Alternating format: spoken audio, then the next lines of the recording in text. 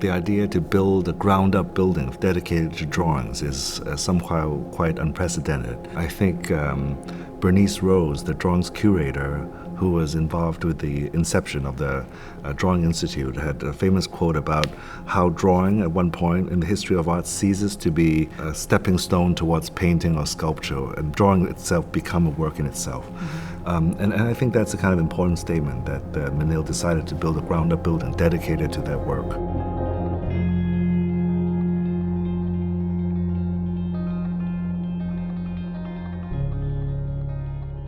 We, of course, really delved into the history of the family, of how they came to Texas.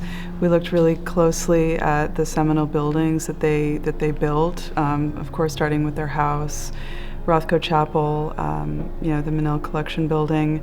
And, for us, and I think for them too, an idea of lineage was really important. When we visited the Menil house by Philip Johnson, we realized that a lot of Renzo Piano's building is already in there. Like the DNA was already in the Philip Johnson building, with the dark stained floors, with the tropical plants in the courtyard. So for us, it's about extending and expanding on that DNA, and understanding where it originally came from, how it evolved, and how this time when we're working on the Drawing Institute could fit within that lineage.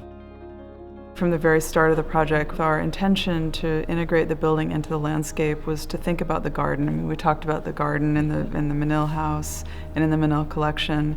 And so once we really started developing the project, the courtyards were part of that plan. We had a really incredible collaboration with Michael Van Valkenburgh's team, because we really relied on one another to not only find the right scale of trees and really work on shaping the spaces out around the building, but technically, I mean, the trees are germane to the way that light will work in the building.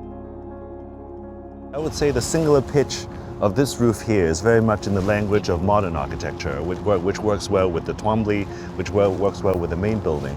But once this diagonal begins to enter into the living room, it meets this other diagonal and forms this gable roof, in a way recalling and relating to many of these gable roof pre-war houses that's around the neighborhood.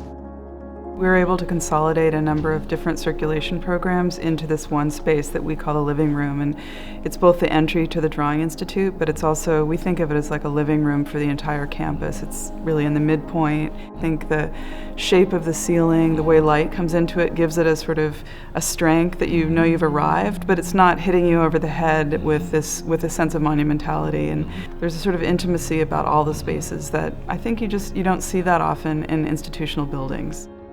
It is a public exhibition space. There's a gallery, but there's also a study center. So scholars will be here, and then there's a conservation lab. So I think that's a really unique aspect of this building. One of the really beautiful things I think we learned about the kind of technical aspect of the kind of scholarly work with drawings is that, of course, exhibition is a key part of it, but scholarly research and conservation go hand in hand. And so the idea that you could be, 15 steps away from the gallery to the study center was something that we never saw in other institutions.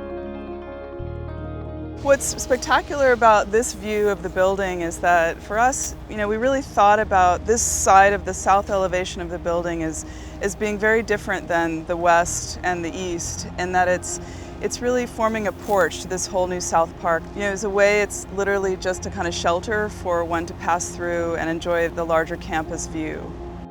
I think this building is in a way small in footprint, but will be collaborative in an international way long into the future. And I think that's something important, that instead of building 100,000 square feet and being, having every kind of gallery, we're just doing one thing. We think really, really well.